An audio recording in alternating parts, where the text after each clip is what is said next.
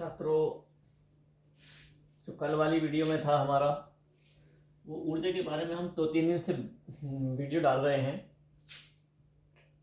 कि ऊर्जा क्या है। कल जो पिछली वाली वीडियो थी हमारी, वो गतिज ऊर्जा और स्थितिज ऊर्जा के बारे में थी, और आज जो है वो रासायनिक ऊर्जा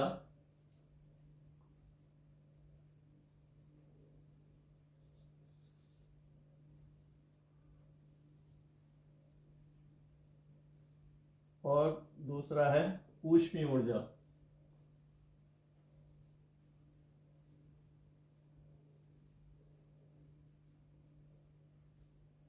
आज हम इन दोनों के बारे में जानेंगे।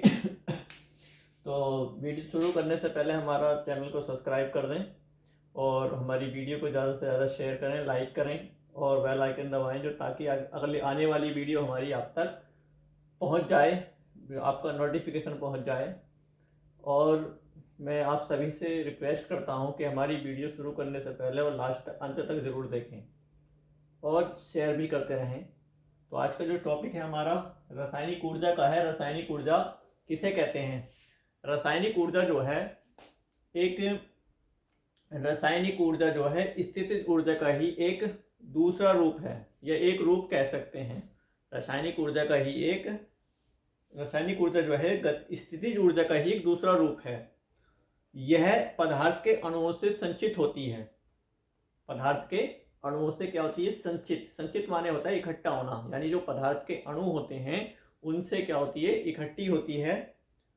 और इकट्ठी होने के साथ साथ यह रासायनिक ऊर्जा संचित ऊर्जा है, यानी स्थितिज ऊर्जा के अणुओं से संचित होती है, और संचित होने के साथ साथ एक रासायनिक ऊर्जा संचित ऊर्जा है, यानी इकट्ठी हुई ऊर्जा है, जो पदार्थ के अणुओं के एक दूसरे से अभिक्रिया करने पर बाहर की ओर उत्सर्जित होती है। समझ में रहे आप कि ये कह रहे हैं कि रासायनिक ऊर्जा संचित ऊर्जा है, जो पदार्थ के अणुओं को एक दूसरे से अभिक्रिया करने पर बाहर की ओर उत्सर्जित होती है। दूसरी चीज हम क्या कह सकते हैं? शुष्क सेल संचित ऊर्जा रासायनिक ऊर्जा का ही उदाहरण है। यानी अब बात को विस्तार से समझ लीजिए।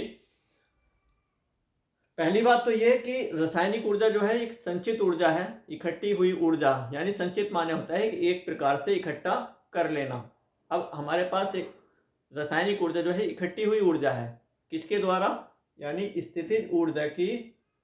पहली बात तो यह है कि स्थितिज ऊर्जा का ही एक रूप है। दूसरी चीज, यह पदार्थ के अणुओं से संचित होती है। पदार्थ के अणुओं से संचित होने के बाद में रासायनिक ऊर्जा एक संचित ऊर्जा है, यानी इकट्ठी हुई ऊर्जा है, और ये परस्पर अणुओं के एक दूसरे से अभिक्रिया करने पर संचित होती है। जो पदार्थ अणुओं के एक दूसरे से अभिक्रिया करने पर बाहर की ओर उत्सर्जित होती है, यानी बाहर की तरफ उत्सर्जित होती है। और उत्सर्जित होने पर क्या है? शुष्क सेल संचित रासायनिक ऊर्जा का ही रूप है या उदाहरण है। जैसे कि घंटा हो गया, आप घंटे में जो सेल का यूज करते हैं वो संचित ऊर्जा का ही एक रूप है, संचित ऊर्जा कह सकते हैं, या हम कह सकते हैं रासायनिक ऊर्जा का ही उदाहरण है। मोबाइल में, यानी जो ऑटोमेटिकली घड़ियां होती हैं उसमें सेल होता है, वो रासायनिक ऊर्जा संचित ऊर्जा का ही एक उदाहरण है। आप खिलौनों में देखा होगा, उसमें सेल लगे होते हैं, वो भी एक संचित रासायनिक ऊर्जा का ही संचित रूप है। यह उदाहरण है, कह सकते हैं शुष्क सेल। शुष्क मतलब होता है सूखा हुआ। शुष्क सेल सूखा हुआ ही तो होता है। टॉर्च में देख लीजिए आप, जो रात के अंधेरे में हम यूज करते हैं, उस टॉर्च में भी किस चीज़ का यूज किया जाता है? शुष्क सेल का भी यूज किया जाता है, यानी खुली हुई सूखे हुए सेल का। शुष्क माने होता है सूखा हुआ होना, यानी उसमें इकट्ठी हुई एनर्जी होती है, ये कह सकते हैं ऊर्जा होती है, जिसके द्वारा इकट्ठी ऊर्जा होने के बाद में जब उसको हम डालते हैं, देखा होगा आपने, और जब परस्पर एक दूसरे से आपस में उसके अणु टकराते हैं तो वो उत्सर्जित होने लगती है, यानी चलने लगती है, तो उससे क्या घंटा चल जाता है। अब वो क्या होता है कि उसकी ऊर्जा जो इकट्ठी हुई होती है वो कुछ ही दिनों तक के लिए होती है, यानी मान लीजिए 3 महीना, 2 महीना, 6 महीना, ज़्यादा से ज़्यादा 6 महीना भी मुश्किल से होती है, नहीं तो 2 या 2.5 या 3 महीने में एक सेल घंटे वाला चल जाता है।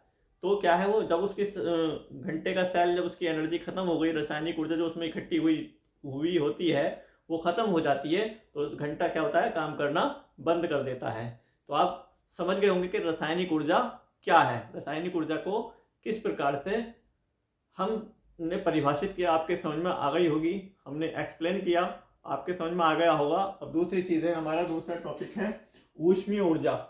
ऊष्मीय ऊर्जा क्या है?